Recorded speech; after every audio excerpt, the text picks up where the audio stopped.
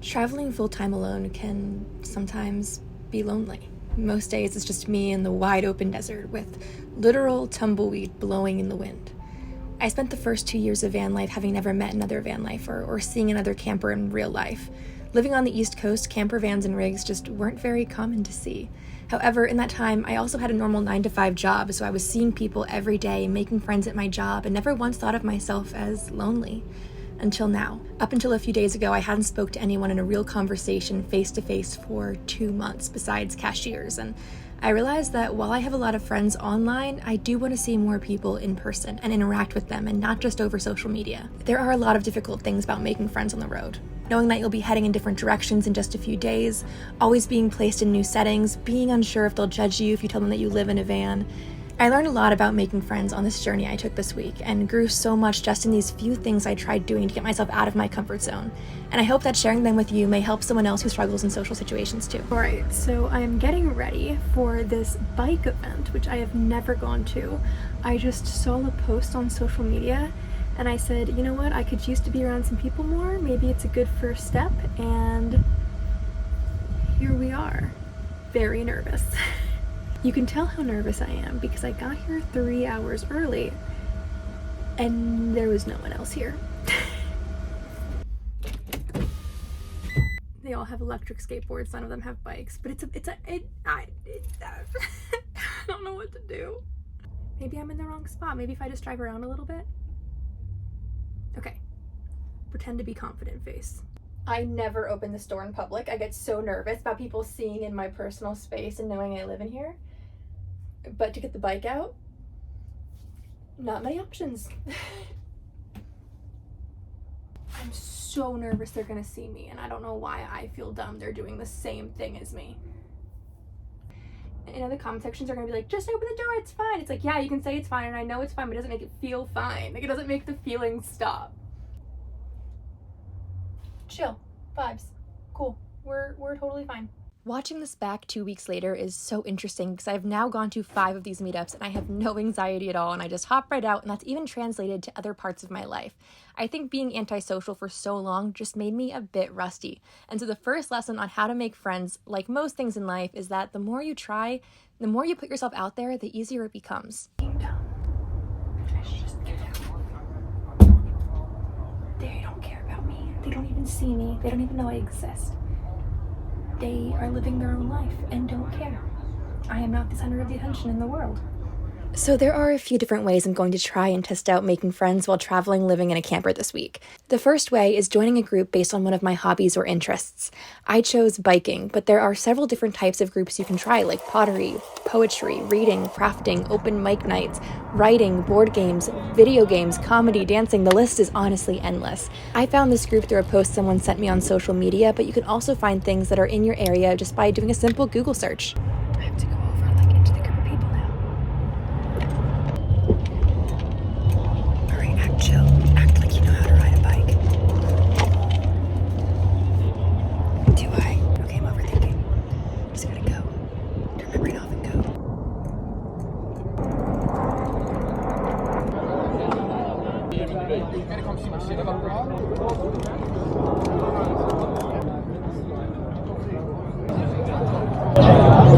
Have you been here before? Yeah, I have, but it's been a while. It was probably like a year or something. And while I was waiting, I saw another girl there next to me who was also kind of just standing there quietly, and before I said anything, I actually planned out 5 questions in my head to avoid awkward silence, but we ended up talking for about the full 45 minutes before the group started biking, and in the conversation, I actually also found that the silences were okay, and when I wasn't so hard on myself about them and just let it flow and stopped all the negative self-talk and didn't put any pressure on, what if I'm too awkward, or what if I say something wrong? It's a lot easier when I know that I can literally pack up and leave the city tonight if I embarrass myself too bad.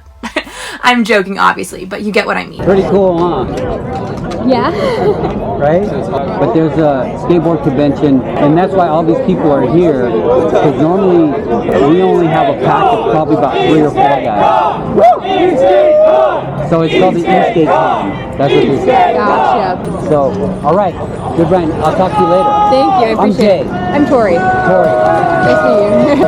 Nice to meet you. So I am now starting this ride blushing, embarrassed that I think he went in for a fist bump, but I shook the fist bump, kinda. I don't know, I've rewatched it a dozen times and I still can't figure out what he was going for. But look, I was embarrassing, and he still talked to me like 3 more times throughout this ride and on the future rides we go on, and we're friends online now too. So even though I shook his fist bump, so the world does not end when you're awkward, I promise. I have tested this theory multiple times. But anyway, back on track. The conversation actually flowed really easily with all these people I talked to because we had a common topic to talk about. Biking, or I guess actually Eastgate Con, because at this point I was certain I was in the wrong group and I was just going with the flow. So by the end of the night though, I found that I'm actually really good in social situations where there's an action happening to help fuel dialogue. Sitting around a campfire at a dinner table, etc., I find later on is just not my forte. But also, that's something that I want to stop saying or expressing about myself. I want to start changing how I talk about my social skills and what I tell myself about how I interact with others. The words you call yourself is what you become. If you say you're bad at making friends, you will be. If you tell yourself you're awkward, you don't give yourself a chance not to be. When I was in middle school, I was super outgoing, friends with everyone in my grade, but then I transferred schools and it just disappeared. But I know I can be that person because I have been her before. Before I started to worry about how every word I said made people perceive me in a certain way, I made so many friends this night in this group, and some I even approached on my own. That's not something I'm great at every night, but it's something I can't deny I am capable of. As Maureen Williams said, our deepest fear is not that we are inadequate, but that we are powerful beyond measure. It is our light, not our darkness, that frightens us the most. We ask ourselves, who am I to be brilliant, gorgeous, talented, fabulous? Actually, who are you not to be? You're a child of God. Your playing small does not serve the world. There is nothing enlightened about shrinking so that other people won't feel insecure around you. As we let our light shine, we unconsciously give other people the permission to do the same. As we are liberated from our own fear, our presence automatically liberates others. This is what we're all about.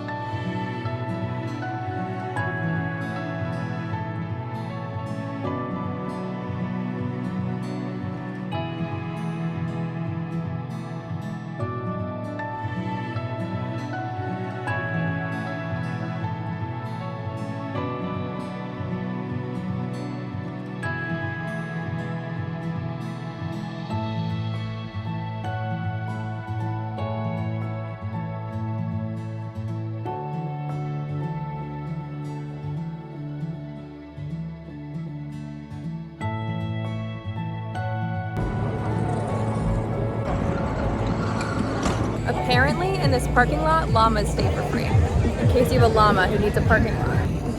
It's good to know. What is really great about this kind of event is that it's usually made up of individuals who are maybe also new to town or also looking to make friends. If you're trying to make friends and you go to places where people have established friend circles, it can be much harder or more intimidating. For me, that is absolutely true, and something that I have heard has been a problem lately with VanLife meetups and Schoolypalooza specifically. They actually started a thing called Don't Close the Circle because people were kind of coming in cliques, and it was stopping the event from being somewhere people can come and make new friends or welcome solo travelers. And when I went to my very first van meetup at the end of this video, I literally heard people saying that they didn't want to make friends there because they had brought their friends and already had enough. And I think that may have been part of why I had struggled so much with that event and making friends. But also, it was just, there's a lot of different things. We'll get there. At the end of this ride, a few of my new friends actually gave me stickers and business cards with their Instagram information on them, which I thought was really cool. And it's a great way to keep connected with these people, especially if you plan on staying in that area a little bit longer. I know a lot of van lifers have fun little stickers, and I'm now thinking I should get some to help me keep in contact with the new people. And when we reached the end of our route, I met someone who actually taught me how to ride the electric longboards, and they let me try to take us out on a little mini ride, and now I kind of want a longboard, so that was dangerous. Just dangerous indeed. Also, after we got back, guess what rode right past us? The proper bike group I was supposed to be with. But no worries, I returned the next week where I made a new friend and he and I hunted down the correct group starting point.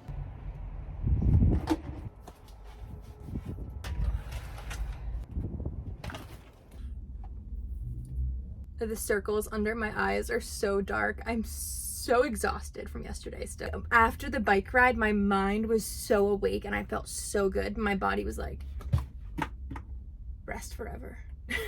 But then I woke up this morning and I had a message from one of my new friends, which I love saying that I've made friends on the road, which I think is like the first time I've ever done that, like not having a job and making friends just at the job, having like a 9 to 5.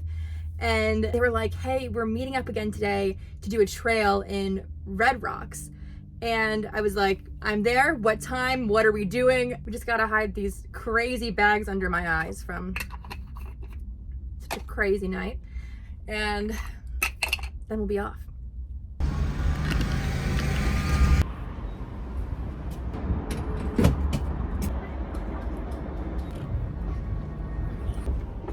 Riding in this wind is gonna be crazy. Helmet fits so much better today. Okay, lesson learned, no high ponytails with a helmet. So before we jump into more ideas about how to make friends on the road, I want to take a minute to talk about this video's sponsor, KBO Bikes, who sent me this incredible folding electric bike from their K series. I actually had been looking at a few different options for bikes before I chose this one, and I think for van life, one of the most important specs to be looking for when you're choosing an e-bike or a bike of any kind is size, making sure it will fit under your bed platform or wherever you plan on storing it. This bike will fit perfectly underneath my bed platform, and because it folds, I can keep my bed still pretty low and not compromise on space above or below in the garage area either. It weighs only 55 pounds, and I find it quite easy to pull it in and out of my vehicle even now when it's unbuilt. It takes a total of 30 seconds to put together, no exaggeration, which is great because after that first bike event, now I am always running late, so I can set up and get the bike ready really fast. Also, when you receive the bike in the mail, it's already 90% assembled, so from the box it took me about 8 minutes to have it completely ready to ride. I also have only had to charge this bike once after 5 rides with this group because I keep it on pedal assist, though it does have a full electric mode. In pedal assist, it can go about 45 miles before needing to recharge, and in electric mode, it can go about 25 miles. It has an estimated 4 to 6 hour charge time, 30-degree climbability, which I definitely tested today at Red Rocks, and a 20 mile per hour top speed, which I am very thankful for because I would not have been able to keep up with those electric longboards. Most e-bikes range at around $1,000, but this one is $699, so that was a big selling point for me on this bike. It also has free shipping and ships in about just 2 days and has a 2-year warranty and a 30-day return period. So as you may be able to tell, I am completely in love with this bike. So if you're watching my channel, expect to see this more often and more bike rides. I think it's a great way to be able to see more of nature and go farther for someone like me who doesn't necessarily, sometimes when I take a hike, my legs start to burn. And it's nice that there's just a little button whenever my legs start to burn. I'm not even lying. Like I'm a little ashamed to say that. It's honestly a little embarrassing, but it is very nice. I found that because this bike was electric, I was less intimidated by the idea of joining a bike group because otherwise I would have been nervous I couldn't keep up or I wouldn't be in enough shape. But once I was in the actual bike group and not the skate group, I actually pedaled most of the time and used the pedal assist when my legs started to burn or there was a big hill.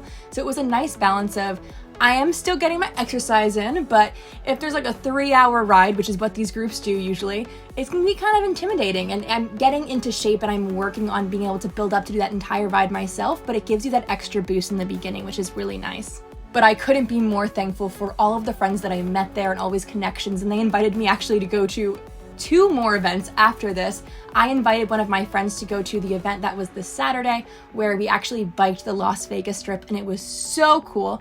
And that was another great way to hang out with someone and have somewhere that would create dialogue and make that situation easy. So if you're going to hang out in person with someone you haven't ever met before or they're from social media and you want somewhere that's going to create a really easy dialogue or something you can do together, these kind of groups are also really great for that.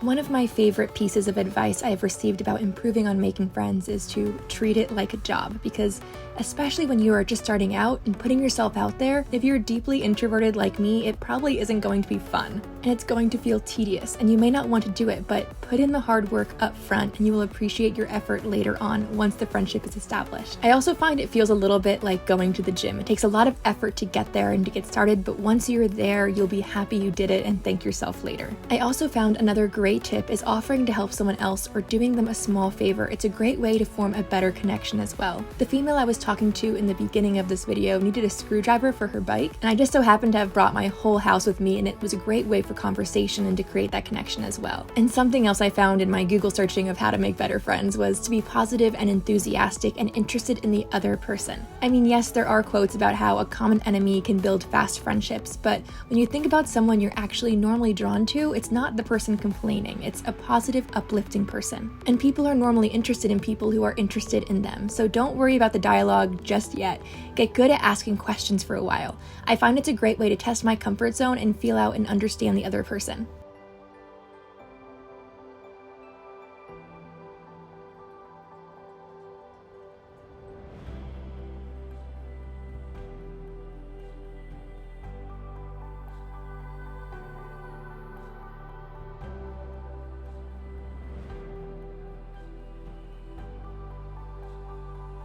So now we're moving into my second attempt to make friends this week, which was beyond a total fail. My boyfriend, at the time, had invited me to a VanLife meetup, and this kind of fit into what I was working on perfectly this week. But by the end of the trip, he breaks up with me and ironically says it's because I was not good at being around people. But anyway, so I actually drove in feeling super good about everything and confident going into this VanLife meetup, thinking I was going to just nail this whole social situation based on the fact that I did so well with the bike and skate groups. But then on the way in, the road was really bumpy and awful and over an hour long, and I had no music downloaded, so I sat in total silence, and it not only broke my back door, which I'm sure will be expensive, but it also threw everything in the back of my van all over the place right after I took so long to clean it up, which completely ruined my mood, and I just had a hard time getting back from. And also, just a heads up, I was not very good at recording this event because I don't like to be that person, and I haven't ever had to record in a social situation, and I wasn't really sure how to approach that, so it's a little bit messy footage-wise, but I'll try to recap this for you. I'm so grumpy about this. Oh, look how her face just lights up when she sees her boyfriend. Wow, love is such a lie. Okay, this was the state of my van when I finally parked. You would never know that the night before I scrubbed and organized the whole van so I would feel less embarrassed about my living situation. I mean, well, that, and also pepper spray exploded in the van, so I pretty much had to scrub everything, but tomato, tomato. Which, yes, also contributed to why I was so exhausted this weekend, because the night before I was not able to be in my van because the pepper spray smell was so strong. But yeah, welcome to my first VanLife meetup. Watching this back, I realized I could have joined that volleyball game, and that would have been a really great way to make friends. But the number one technique I used this weekend to talk to people and make friends was using pets as buffers to start conversations, help with pauses, and also motivate me to be more outgoing. This was someone's 3-month-old kitten, which was so precious, and I held it so long it actually fell asleep in my hand. But the number one thing I learned this weekend was about the balance of being alone and being with people, and to not shame myself for enjoying my own company. Personally, I have an obsession with planners and organizers, and this particular night I was on cloud 9 with the 2 planners I had just bought that day, and I had to allow myself to just flow with where the joy was. And I think my social battery was just run too low from all the bike meetups before this, and I should have been more cautious of that and scheduled social situations more spaced out, knowing myself. But also, I had had a hell of a week. Everything that could go wrong was going wrong, so I just needed this time alone, and that is completely okay.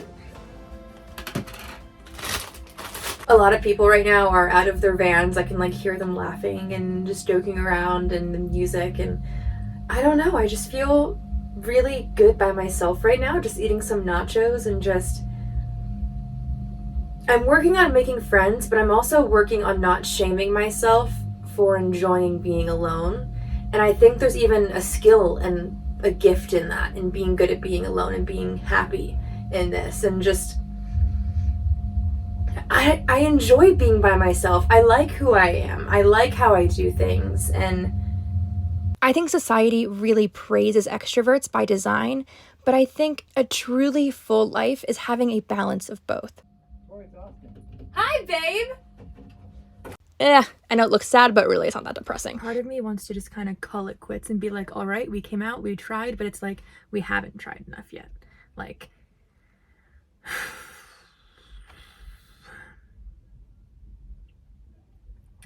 it's just sometimes when I'm around people, like, I feel like I'm in this box mentally, and I feel myself analyzing them and thinking, you know, what are they thinking about me? Do they hate me? And it's like, they aren't even thinking about you. They're in their own mind thinking about themselves. Like, that's like, it's one of the few times where it's very comforting to be like, no one cares about you. No one is thinking about you. But yet, like, my mind can be totally concentrated on that and be like, I'm gonna make a bad impression. And then I'm so focused on not making a bad impression that I'm making a bad impression by not just being myself. But that's like an easy realization and a harder thing to act upon. Does that make sense? I could go in circles all night. I'm also finding that I'm imagining everyone else having a really easy time making friends. And like, there's no way I'm the only person here who's like, what do I do? I'm overwhelmed. That's another like fallacy. It's just like imagining myself as the only one who's struggling out here making friends, when there's no way that's true. None. A week later, my conclusion is that I was just exhausted balancing everything. My job, the van build, putting myself out of my comfort zone almost every single day for this week. But who knows? Who knows? We're gonna try. There's gonna be a lot of awkward standing in corners, but we're gonna try.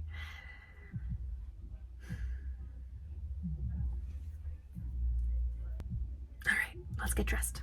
Oh, by the way, this VanLife meetup is called Prom, Desert Prom.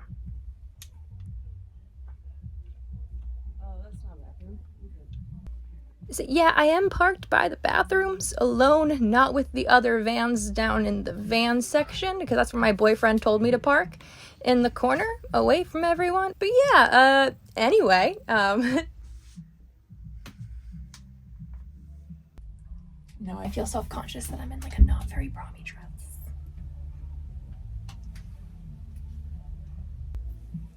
It's not very prom-y, but it's all that I really had in here, and I didn't want to pay for my mom to ship a dress across the country, because that would be like $30 I don't really want to spend. But what do we think?